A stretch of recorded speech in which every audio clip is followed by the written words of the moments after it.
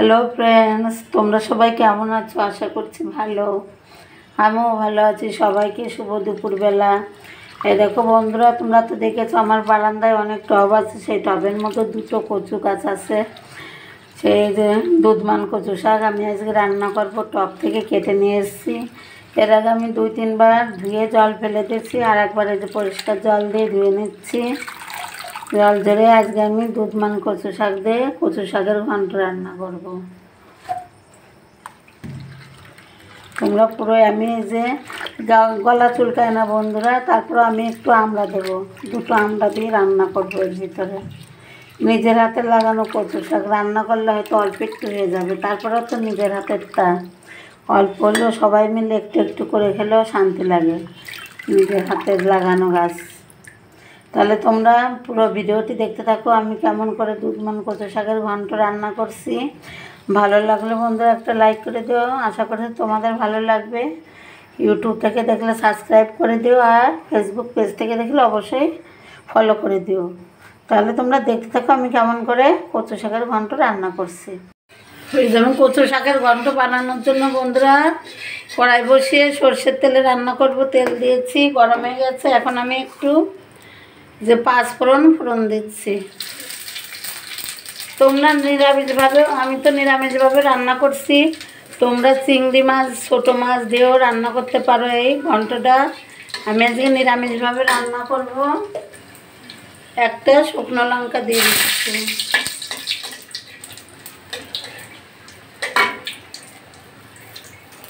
আমি যে আমড়াগুলো কেটে রেখেছিলাম, আমড়াগুলো প্রথমে তেলের উপর দিয়ে দিলাম।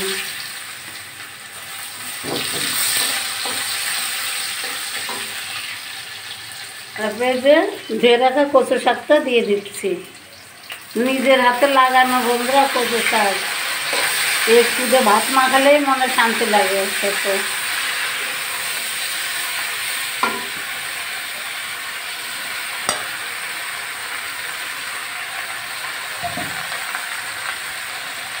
লবণটা বুঝে, এমনি তো অল্প, এই জন্য অল্প লবণ দিয়ে দিচ্ছি স্বাদ মতো।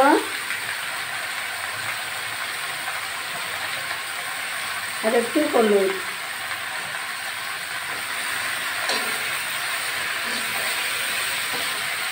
বন্ধুরা তেলে দেওয়ার সাথে সাথে কতটুকু হয়ে গেছে, অল্প হয়ে গেছে। আমি কয়েকটা কাঁচা লঙ্কা ভালো করে রেখেছিলাম, দিয়ে দিচ্ছি।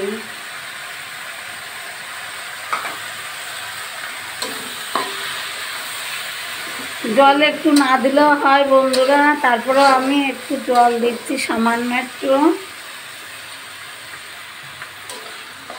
আমি লো টু মিডিয়াম আঁচে রেখে আমি 5-6 মিনিট চাপা দিয়ে রেখে দেবো, তারপরে আবার ফিরে আসছে। বন্ধুরা যেহেতু নিরামিষ কচু শাক রান্না করছি আমি একটু চিনি দিয়ে দিচ্ছি। আমি আরও কিছুক্ষণ নাড়াচাড়া করে নামিয়ে নেব। তোমরা এগুলো আমিষ করেও খেতে পারো, ছোটো মাছ বা পেঁয়াজ রসুন দিয়েও করলে ভালো লাগবে। আজকে আমি নিরামিষ করলাম, এরকম খেতেও ভালো লাগে। বন্ধুরা এই যে আমার নিরামিষ দুধমান কচু শাকের ঘন্ট রেডি হয়ে গেছে। আমি চুলাটা বন্ধ করে দিচ্ছি। বন্ধুরা আমি একটা বাটিতে তুলে নিচ্ছি। দেখো বন্ধুরা, এর একটুখানি দিয়ে ভাত মাখালে 1 থালা ভাত খাওয়া হয়ে যাবে।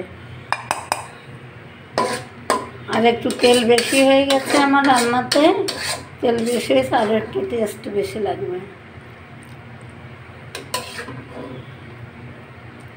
বন্ধুরা দেখলে তো আমি আমার টব থেকে কচু শাক কেটে, তারপর কচু শাক কেটেছি, তোমাদের দেখানো হয়নি।